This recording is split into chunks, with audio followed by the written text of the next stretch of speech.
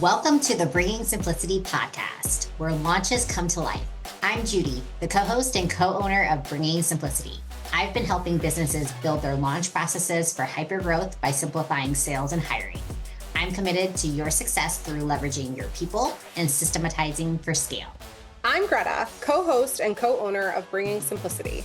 I've been helping businesses launch successfully for over a decade by multiplying their results through simple processes. I'm a data lover and technology lover who obsesses over every KPI. So grab your laptops and lattes and get ready to launch with simplicity. On this week's episode, we're going to talk about the 5 most common mistakes that will sabotage your launch. These are going to hurt. So let's get started.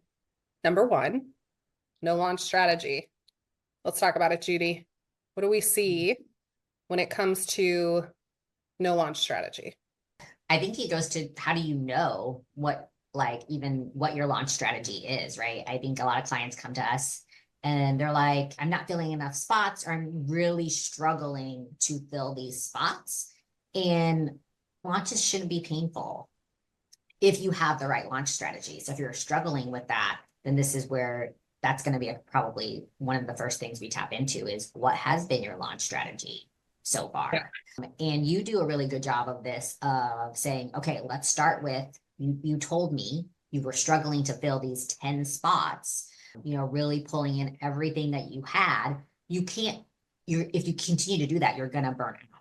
So you always start with, okay, what are all of the things you've done to fill those spots? And you always start with the end goal in mind. So if you can walk through how you have helped our clients work through that backwards, because we kind of start with the end. Yeah, for sure. I think one of the things about being a business owner is it's really hard to spend time working on your business when you're so busy working in your business. And so I think you touched on it, that a lot of times when we're like sitting down to talk to clients about their launch strategy, they'll say things like, well, I posted about it all the time, or I sent a couple emails, or I had a couple DM conversations, but that isn't quantifiable. And so then when we scroll back through their Instagram, for example, and they're like, I posted about it a ton. And I'm like, okay, here's a post. And then you go back a couple days. Oh, here's a post. I'm like, you actually posted about it four times. Right. And it's because like we as entrepreneurs are like, I'm posting about it all the time. Like it gets in your head, you feel like you're really salesy. But if you have a launch strategy that's going to say, I'm going to post about it on Monday, Wednesday, Friday, and these are the posts I'm going to post, you now are in control of the quantity of posts and when you're posting. I do want to back up just a smidge, because I obviously just referenced like posting 3 times, for example. The other part about launch strategy is people have consumed all of this information, right? Like there are some amazing launch strategists out there, but not every launch strategy is appropriate for the type of launch you're trying to do, right? So a launch to sell a $47 offer might look very different than a launch to sell a $12,500 offer. And we'll get into that as we talk about some of the common mistakes. But I think the reality is understanding that your launch strategy is going to look different depending on what you're selling, who you're selling to, if it's a new offer or an existing offer. There are so many components that go into a launch strategy. So even if you say things like, it worked before, but it's just not working anymore, it's like, well, you might need to revamp that strategy, right? Yeah. 100%. And for those listening or watching, a huge takeaway that you just said is like, you're not tracking. Like saying I posted a bunch isn't a strategy. Like that's not a strategy.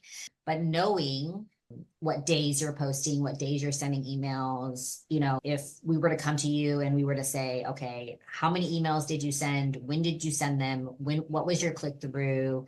What was the time of day that you sent them? Or when are your people the most active on social media? What was your ad budget if you're running ads, which is something that we'll get into later on in this episode. If you don't have that, if you don't come from having that data, then there is no strategy, because how are you supposed to improve it next time if you don't know, right? And for those of you who know me, I'm going to reference sports. But if you don't know what your rebound percentage is, or what, like, how are you going to know how to get better the next time if you don't know, your average play time. Like there's reasons why you see, and you'll see it like clockwork, certain players come in during certain parts of each quarter because that's when that other player has to come out, and they know that through data. So You're how speaking my love language with data. I know I'm speaking I your was trying language. not to go there too much because I know it can feel overwhelming, but like that is the beauty of a launch strategy, is having a baseline data. And then the reality of launching every single time is it's a little bit of a roll of the dice, right? Because we're dealing with humans who are somewhat predictable, but also not. That's why anytime we're running a launch, we're capturing data. Where did these leads come from? How long were they in the quote unquote pipeline, which we'll talk about later. And that can be a actual literal pipeline or just like in your CRM. But like really digging into those data points is going to be so eye-opening, and it almost takes the pressure off because it becomes like a game, right? And I can take it to sports too. Mhm. Uh, I'm going to go gymnastics, but what The Olympics just like not too long ago. So yeah. So if you think about like the things they talk about with Simone Biles, like she gamifies everything, right? So she is consistently saying, I need to stack things in my favor so that if things don't go as planned, I still have that buffer, right? So if I know that when I post 2 times a week, I get crickets, and then I try posting 5 times a week and I get three signups, well, there's your data points. for those of you who are listening in and are thinking, I'm trying to hire a launch team, what are some things that I need to know? Make sure they're showing you what they've done in previous launches, how that's mapped out, not only the tasks that they're doing, but like, hey, this is where we would pivot during this point if you didn't have 40% of people filled into your mastermind or registered for your masterclass or whatever it is that you're pushing them to, because that helps, right? Like when they can take that off of you and are just saying, hey, I need you to post this week. I need you to post this. We're seeing a lot more reactions on this post. Why don't you go live on this? And I think another thing that you can benefit from having a clear strategy and teams who have done it in the past, whether you hire us or anyone else, is that they typically know when the best time is to run ads, when to not run ads, when are people typically going to register for a live masterclass, whether it be free or paid, because there's certain times of year where it's like July's, typically really slow. Everybody's on vacation. There's things like that. So it can really cut down on the brain power needed for Yeah. your launch strategy. And we're going to do a whole episode on launch strategy specifically, because as you can tell, we're pretty passionate about this topic. And like, even from what Judy just said, there are a million data points that we as launch strategists are consistently looking at: attendance rates, click-throughs, those type of things. And if we were just to rattle them off now, I think it might feel overwhelming. So stay tuned for our next episode that's actually going to be completely on launch strategy, when we're going to go into what are the things that you can do to stack the deck in your favor, what are like typical results, right? Because we are firm believers in manifestation. We are firm believers you can knock anything out of the park. In fact, we constantly do. But it is nice to know the normal, because sometimes people will be like, oh, I wasn't successful. And I'm like, you actually beat what is considered average. So like pat yourself on the back. So we'll dig more into that next episode. So stay tuned. We're going to move on to mistake number 2. And that is that you are lacking a robust and healthy pipeline.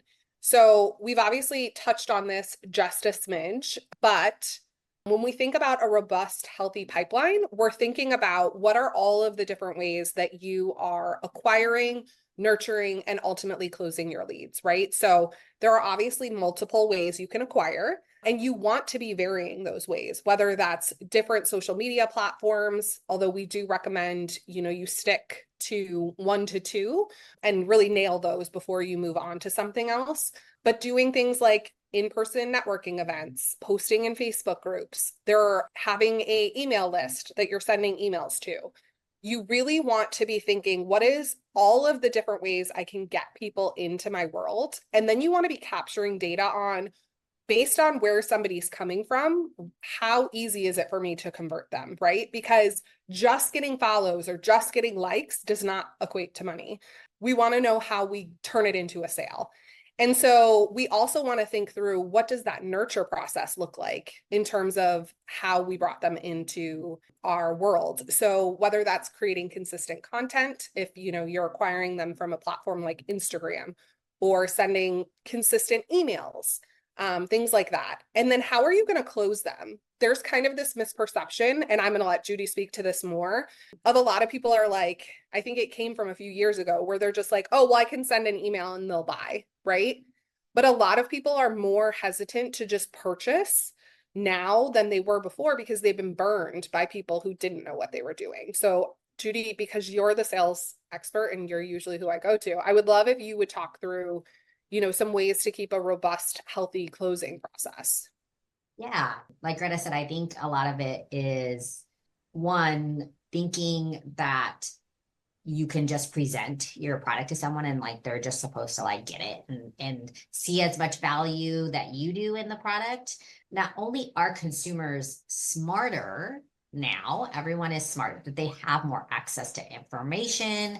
A lot of things are also word of mouth, like, hey, have you used this program? Or, and a lot of people, honestly, and this goes into a lot of the psychology of sales, a lot of people also care a lot about what other people think of them as well, in the sense of who they're surrounding themselves with. Like, everything is accessible. You can see who follows, who likes what post, who's using what. And it's like, especially when they're in business together, it's like, oh, I need to have this new shiny thing that everyone else is having. But how do you get them into your world? Because as soon as they see your email, they're going to see another, because Facebook does this, Instagram does this, they're going to see another ad of your competition, literally. And so, like, how do you get them to stay within you and to build that trust and rapport?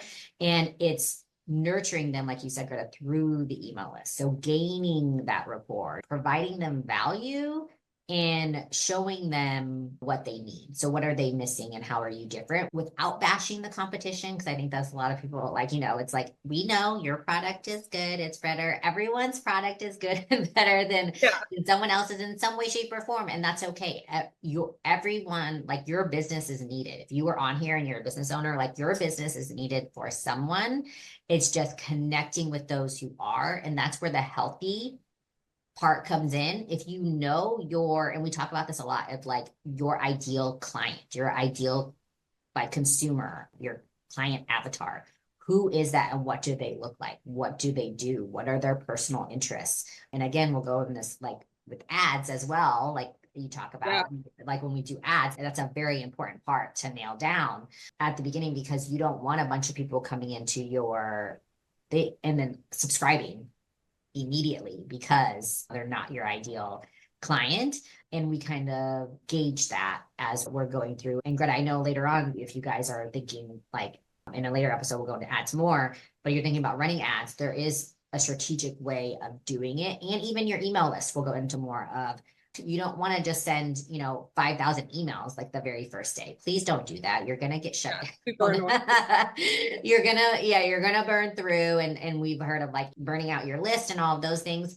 And that's where having a launch team that's keeping an eye on that and making sure that it's continued to be healthy, engaged, and really building that relationship and building that rapport for a long-term For client. So sure. did I miss anything else, Greta, You that you? didn't miss anything, but as you were talking, I was just reflecting on a coffee chat that I had recently. And obviously, like, we're very successful in business and people see that, we have a wide book of clients and stuff like that. And so I was on a coffee chat when somebody said to me, I can't wait until I'm like you and I don't have to network anymore. And I literally stopped in my tracks and I was like, I'm confused, because I spend like 2 hours a day networking and or nurturing my audience, because first of all, I don't view people as dollar signs. So it's just connecting with humans on a human level, but it never stops. And so I think when we think about a healthy pipeline, it kind of ties to that. Again, back to the idea is it's hard to find time to work on your business versus in your business. And a healthy pipeline is 100% tied to working on your business. And you have to be conscious about it, right? Like you're creating content that will serve your audience. You're connecting with people on a human level in a way that will serve them. Like this takes effort and time, especially if you're busy. Like, Yeah. Let us just say, because we bring simplicity to your launch, does it make it feel any easier each time that you do it? Especially if like this is on, if you're listening to this and you're like, you're only on like your second and third launch, these things might seem a little overwhelming to you, but you're absolutely right, Greta. The networking will never stop. And it should be like, for those of you who follow us and who listen to our calls and the clients that we work with, you want to serve your people so bad that networking shouldn't be painful. It should be oh, it should be like the amazing. most enjoyable. It should be your favorite part of your Yeah, day. it should be like connecting with those who are going to help serve your ideal clients or connect you with more ideal clients, or just for you to gain knowledge from someone else to be able to serve your clients and gain, even if it's just like an energetic exchange, it's going to feel good to you. And if it doesn't, maybe that's not the right person to connect with. And that's okay. Sometimes we connect to people who are not ideal for us, but a majority of the time, you're going to attract. If you're saying and you're presenting yourself as your true authentic self, you're going to attract those people who are going to help you. And I know that's a little, but it does kind of go hand in hand. Like anything that you do is going to have an impact on your business, no matter what it is that you're doing throughout the rest of your day, whether, like you said, Greta, whether you're working on it or not, it does have an impact in building it as far as your leads and your pipeline, nurturing them and all of that. So we could talk, I mean, networking is a whole nother thing, which And I won't was be like, on we clearly this need to do one on part, that. but So the next one is you're lacking tech knowledge. And I know that tech in general is something that makes a lot of people feel anxious. Me and Judy joke that, we're very much like each other's hats, and like Judy does not want to build automations. That does not make her excited.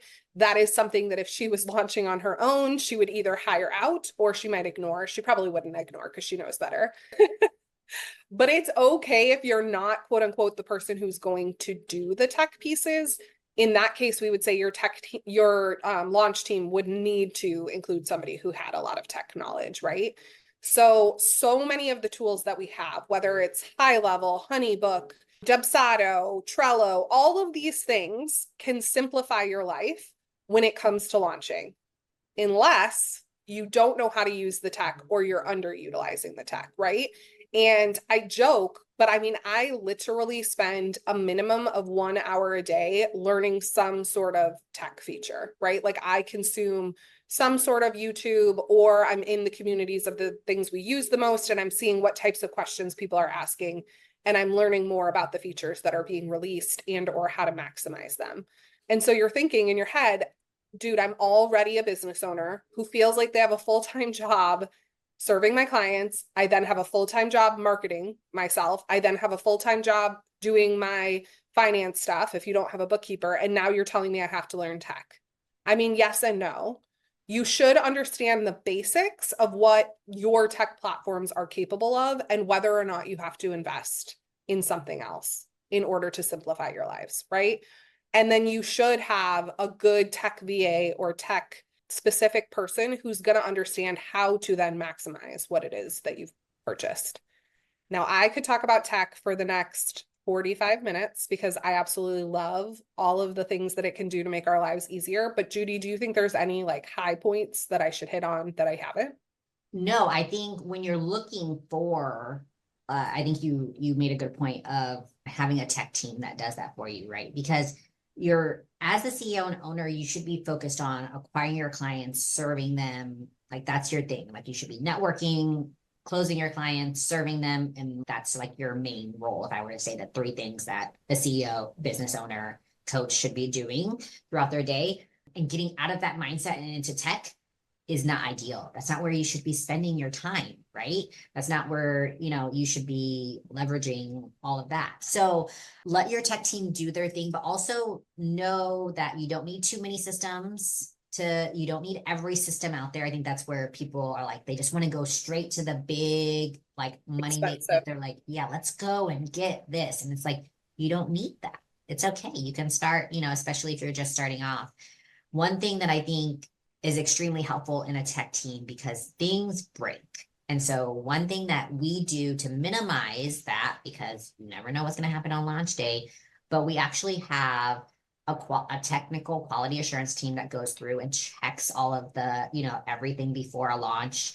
During it, we'll have people on, do run-throughs, tech run-throughs. Like we're trying to break things to see what the impact will be, and having someone just going through and testing those things, because every launch is different, even though you're running the same things, automations, tags, all those things. Links break, like who knows? Why did that link break? It just breaks. Exactly. It just broke. And it's okay. Decided to break today. Who knows?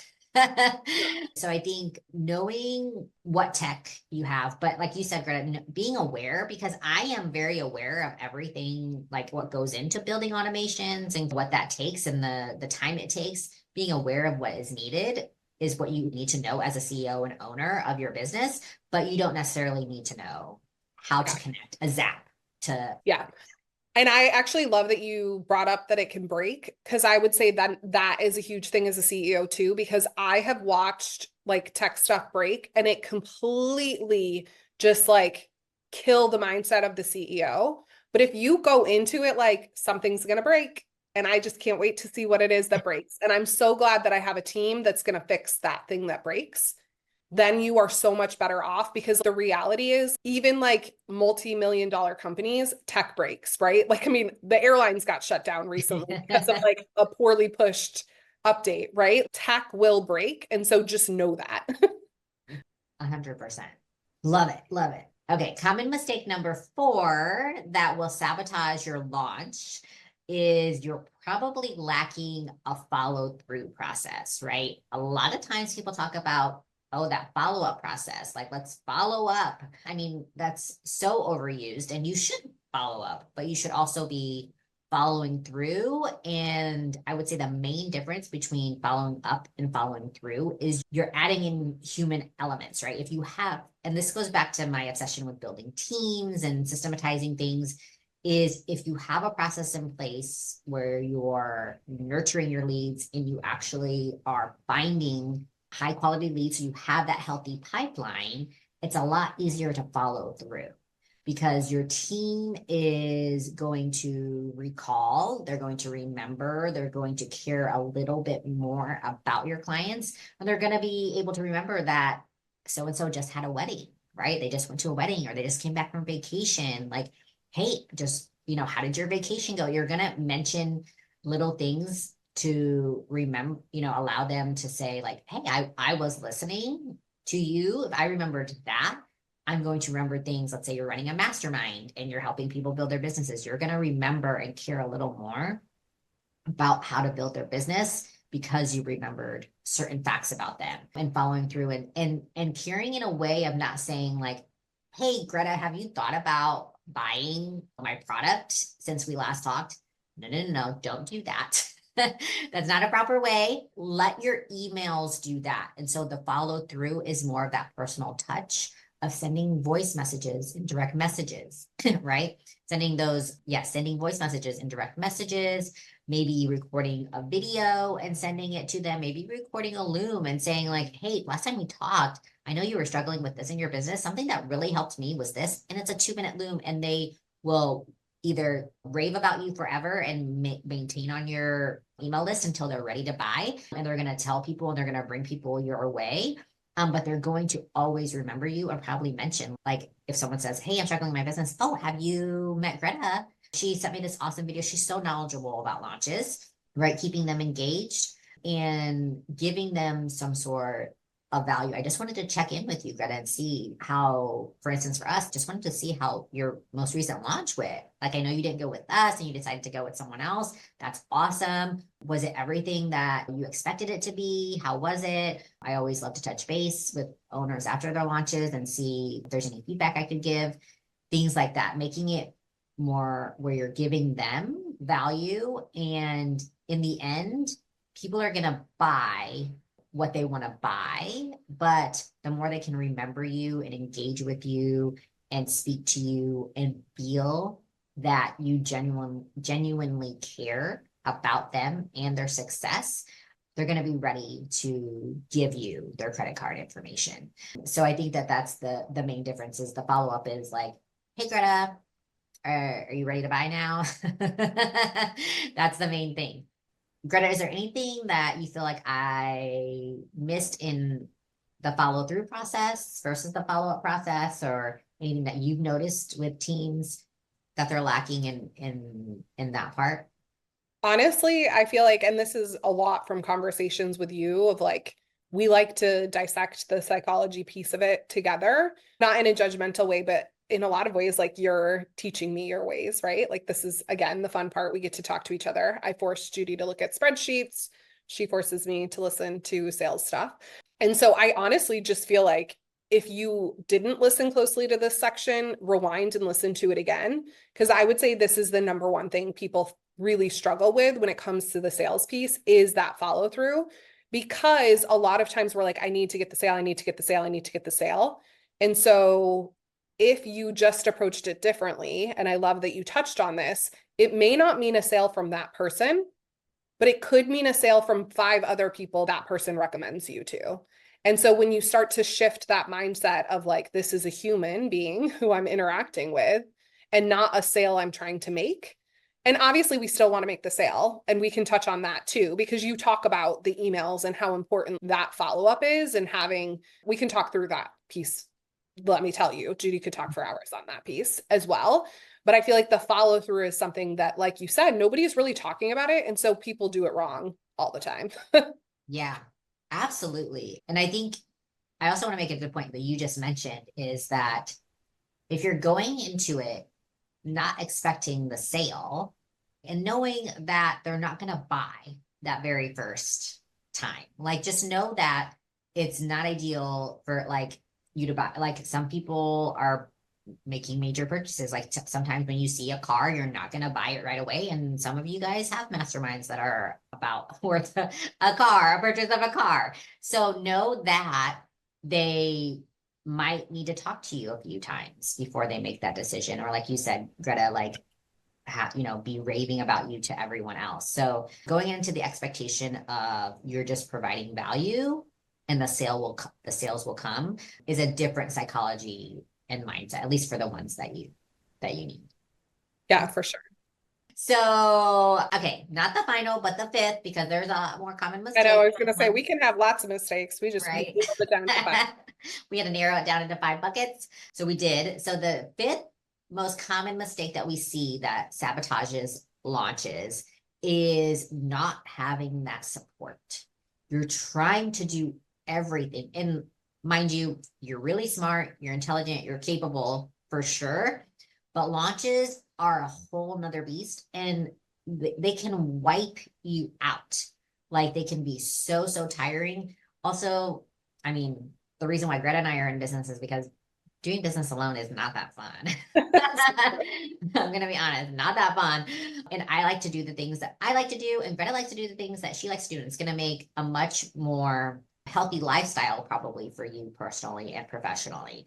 But knowing what you are, I think the first thing is when I say support, I don't just mean systems, processes, things like that. I actually mean a team to support you. And it actually doesn't take too much for that team to support you very, very quickly, as long as we're going back to that main launch strategy of knowing the KPIs and metrics that you're going to hit, right? Most launch teams will be able to give you their success rates, and their success rates for your type of launch, your type of product, your type of program, but knowing what you are capable of doing and what you want to hire for. So maybe you don't have a huge budget and you're like, hey, I just want a team to come in. Maybe you love technology and you want to do the technology things, but you just want someone to redo your script part, right? Knowing what it is that you want someone to do, or maybe you just want someone to come in and copyright the emails. I mean, whatever that is, knowing what you want, what you're really good at, your zone of genius, and then knowing to hire for what isn't your zone of genius, right? Like hire smart people to allow them to do what they're really good at, which is why, like, I could do data, but not a good use of my time. Also not going to make me happier. So That's why I work with Greta to be able to do that. So your launch team definitely matters. So when you're seeking those things out, make sure that they're able to provide you with those services. I think a lot of times too, the difference between hiring, because I'll see launch teams and maybe it's one person and that's okay. They could probably help you on your launch for sure. One great thing about working with us is we have a team that does it all, right? Like we do the ads, we do the automations, we'll do the copywriting, we'll do your sales scripts. If you even want us to close, we have a closer on our team to be able to close.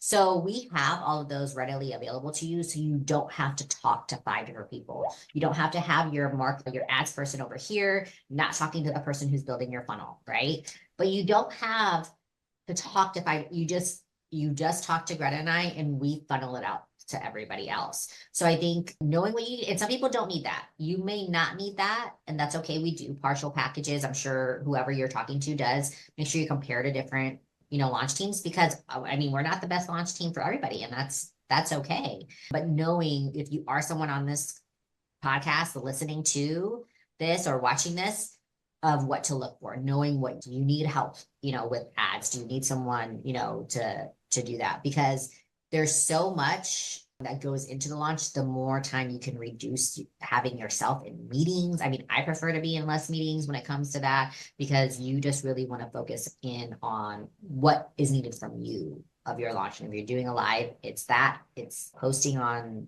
stories, going live on Instagram, things like that. What are some other things, Greta, that you think of as someone who's listening to this and is like, I'm considering hiring someone to help support me for my launch? What are some things you would advise? Yeah, you rattled off kind of quickly who is on our team, but I just want to emphasize, like, especially if you're doing a large scale launch. So I am not talking where you're trying to sign like 3 or 4 people here. I'm saying like 10 or more people. And this is like an example of what we would consider our like 50K plus launch, where that's like what you're netting in terms of profit. What does a launch team consist of? And so I just want to because you don't know what you don't know, right? Like if you've never had a 6-figure launch, you may not know all of the pieces that go into it and what you're missing. That was the difference between you having a 30K launch and a 100K launch, right? So I just want to run down what our launch team, or what a launch in general, should include. So we have a person who is a social media strategist. So they're looking at your pre, during, and post schedule in terms of what are you posting to like build the hype, get people there, and then ultimately help push them over the edge in terms of content. We have a copywriter who's working on your sales page, your email copy, things like that. If you think about a typical launch, it's somewhere between 16 and 24 emails, which may sound crazy, but you're going to do like pre-launch emails where you're warming up your list. You're starting to drop subtle hints that you're going to release something. Then you're doing a pre-launch where you're trying to get people signed up, or you're actively saying, I'm about to launch this. Then you have a launch, then you have a post-launch, right? So you have a copywriter writing all of those emails. We're looking at a sales strategist, which in this case is Judy. So she's looking at, how are you describing your product if it's a live thing, right? We create your entire slide deck so that it makes sense, where you're providing value, but you're also showing how purchasing your offer is going to build upon that, right? And there are subtle nuances to the way that the slides go, where people don't feel like they've come to a free event just to be pitched, right? They actually leave thinking like, wow, that person really helped me, and I can see how it helped other people I want to buy. We have obviously the tech person, tech and automation. So we're building out all of any of your backend stuff. So whether that's in high level or somewhere else, we're making sure those emails are going out. I'm like, we have so many people. We have a launch concierge who's going to be responsible for touching each of the people who have registered for your event with like a personalized touch. We have a person specifically devoted to graphics. We have a person specifically devoted to just quality assurance. Like, do you have typos? Are all the links working? Things like that can make the difference, right? And then we have an ads manager. And then we obviously, even when you're working with an ads person, you almost want to have that like secondary set of eyes to be like, wait, something's off here.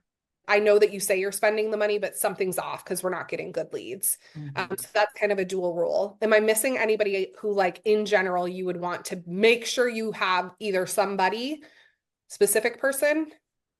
No, I don't think so. I don't think there's anything else there. I mean, overall, like launch team, that is definitely what you need. I know you mentioned social media strategist, but also if you just need someone who responds to your DMs, right? Oh, Like yes, that's true. so even we even have that.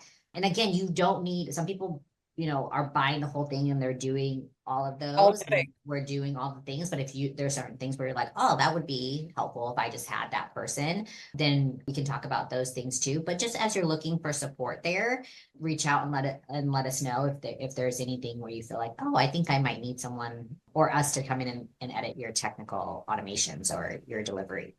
Yeah, I mean, you touched kind of briefly on our team and how we have a wide variety of people who provide support to launches, because the reality is you only know what you know, right? So if you've never seen a six-figure launch, you might not know all of the elements that go into that. So we would love for you to click the link below to download our guide to your must-have launch team, where we outline kind of who should be on that team and what roles they're going to fill in order to hit your goals in terms of what you're looking to get out of your launch.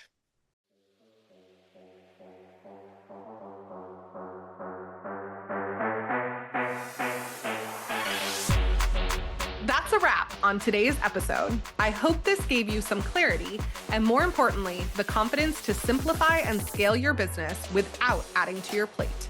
Before you go, I have a quick favor to ask. Leave a quick review and get a coffee on us. Reviews help more business owners like you find the podcast, and we love reaching them. As a thank you, each week we'll randomly pick a reviewer to win a coffee on us. Starbucks or Dunkin', you pick. Just leave a review, screenshot it, and send it to us on IG at Bringing Simplicity to Enter. And if you could use more simplicity in your biz, be sure to hit subscribe so you never miss an episode. That's it for today. Thanks for hanging out with us. Talk to you next week.